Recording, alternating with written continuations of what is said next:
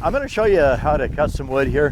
What I'm looking for right now is I'm looking for some dry wood. I don't want funky, I want dead, hard, dry wood. And we got one right here that looks pretty good. It's about 4.5, 5 inches in diameter. And so what we're going to do is we're going to chop on this one here, and let's see if I can get it chopped in two. And you listen, I'm going to get down here a little bit, and you're going to listen to the wood.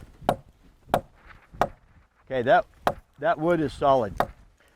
And if we take a look here at the wood, you see I was hitting it pretty hard. And there's very small dents in it, so that wood's pretty hard. Okay, let's do a little chopping on it. And of course, that's the paper that I was just cutting on, so I'll put it down. And yes, it is the same knife. It is just that sharp. That's sharp. I love this old knife. So let's put the paper down.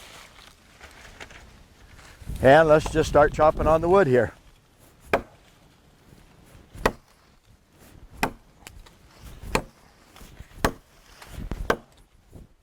You can hear it's solid and the pieces and chips are flying.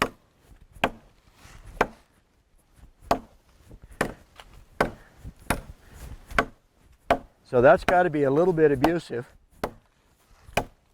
on the blade.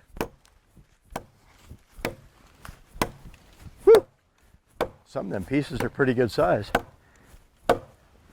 You got to hit a moving target.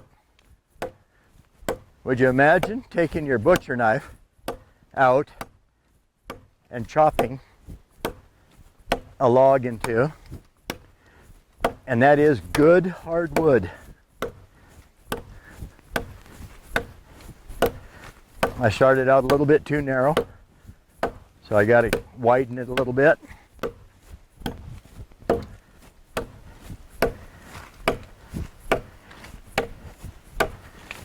Out through.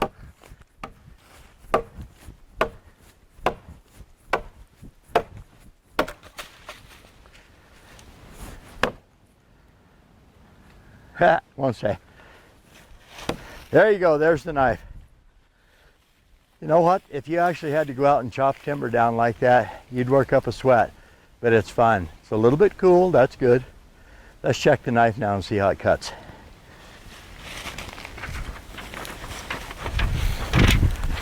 Okay, like I say, the wind raises a little bit of cane with the paper. I swear to God, that is hard steel. Because I don't care where I go across that paper. It bent the paper a little. That's sharp.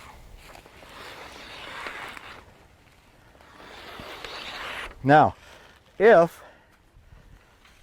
I had to fix it, I'd take this out of my pocket and I would work on it, and I'd actually just set it down and I'd brush the blade like this. There's two corners on there. One right there and one right there. They're just 90-degree corners. If you take a board and run it through a table saw, you're going to have two 90-degree corners just like this does. I touch the 90-degree corner to the blade and I come back here and I brush the blade. I can go back this way or that way, and I'll speed it up a little bit and we'll get into real time. Just like that. I don't press more than about 3 to 4 ounces of pressure. Come right on out, turn, drop it right down off the tip, come back this way towards me, out away from me towards the tip, from the tip back towards the handle. Slide the knife to the sharpener, and now just take it right back out. Turn the knife over, brush this side like this, work on the tip of the blade like that, come right on around, and all I got to do is start brushing just like that. Now, if the knife was really dull, it would probably take me 20 minutes to fix a knife like that. But because it's not very dull, as you've seen with the paper, 30, 40 seconds, and you got a tune-up. Now I'm going to get my paper off the ground over there. We are out in the boonies doing a on-location shoot here. Voila. That's crazy sharp. Right out to the tip. Like that, right there. That is just fun.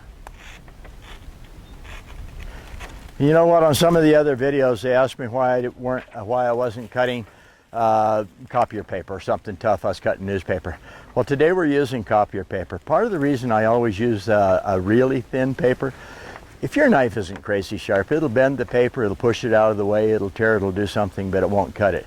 It's really tough to slice paper, especially if you're literally going to just take the knife, set it on there, and slide it through the paper. I am not cutting this way. Once I get it set, I just slide it through the paper. That's a sharp knife. Well, the best place to get that is at sharpensbest.com. Sharpensbest.com. It's a new website. We're building it. It's coming along, and it's going to become your favorite. Why? Because we're going to put a lot of travel shots on there and a lot of fun stuff, and just things that's going to make you want to go to the site to look to see what we've done next.